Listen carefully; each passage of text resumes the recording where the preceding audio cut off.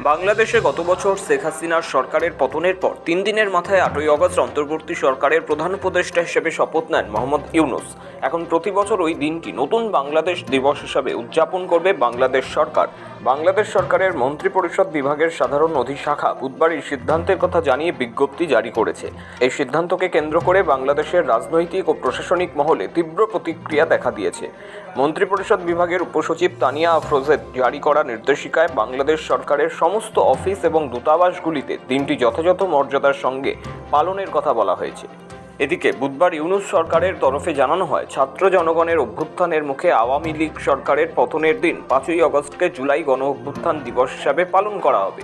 এদিকে গত বছর কোটা বিরোধী আন্দোলনের সময় 16ই জুলাই রংপুরে ছাত্র জনতার সঙ্গে পুলিশের সংঘর্ষে নিহত হন বিশ্ববিদ্যালয়ের ছাত্র আবু সাঈদ।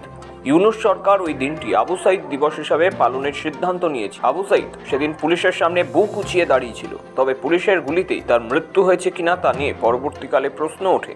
আলাদা করে আবু সাঈদের মৃত্যুর ঘটনার তদন্তের নির্দেশ দিয়েছিলেন তৎকালীন প্রধানমন্ত্রী শেখ হাসিনা, তবে সেই তদন্ত আর এগোয়নি। এই 3টি দিবস যাতে প্রতি বছর যথাযথভাবে পালিত হয় তা নিশ্চিত করতে বলা হয়েছে। এর মধ্যে 5ই আগস্টকে সবথেকে গুরুত্বপূর্ণ দিবস হিসাবে চিহ্নিত করা হয়েছে। বাকি দুটি দিবসকে সেই তুলনায় কম গুরুত্বপূর্ণ খ শ্রেণীভুক্ত করা হয়েছে। তবে সরকারের শপথের দিনটিকে নতুন বাংলাদেশ দিবস হিসাবে উদযাপনের সিদ্ধান্তে রাজনৈতিক মহলে মিশ্র প্রতিক্রিয়া তৈরি হয়েছে।